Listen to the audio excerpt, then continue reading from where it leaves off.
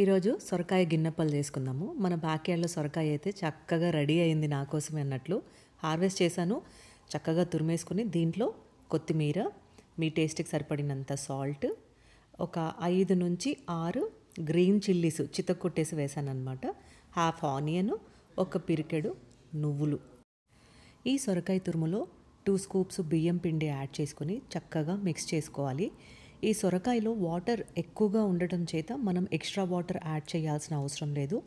ఈ సొరకాయలో ఏదైతే నీరుందో అదే కలపడానికి సరిపోతుంది. ఈ సొరకాయని డవ్లాగా చక్కగా మిక్స్ చేసుకున్న తర్వాత ఒక ప్లాస్టిక్ కవర్ కానీ మీ దగ్గర అరిటాకు ఉంటే దానిపైన సరే మీకు నచ్చిన క్వాంటిటీ తీసుకొని ఫింగర్స్తో ట్యాప్ చేసుకుంటూ స్ప్రెడ్ చేసి ఇలా పెనం పైన నూనెని యాడ్ చేసుకుంటూ అంటే ఆయిల్ కాస్త ఎక్స్ట్రా యాడ్ చేసుకొని చక్కగా ప్యాన్ పైన కానీ గిన్నె లోపల కానీ మనము దీన్ని కాల్చుకోవాలన్నమాట. దీన్నే తెప్పాల చెక్కలు లేదా గిన్నెప్పలు అని పిలుస్తూ ఉంటారు మా ఊర్లో అయితే. చూసారు కదా, ఇలా ఎర్రగా అయ్యేంత వరకు 2 సైడ్లు కాల్చుకోవాలి. టేస్ట్ మాత్రం కేక ఉంటుంది. మరి ఆలస్యం ఎందుకు? నచ్చితే లైక్ చేసి ఎంకరేజ్ చేయండి. ఇలాంటి మోర్ వీడియోస్ కోసం సబ్స్క్రైబ్ చేసుకోవటం మర్చిపోకండి.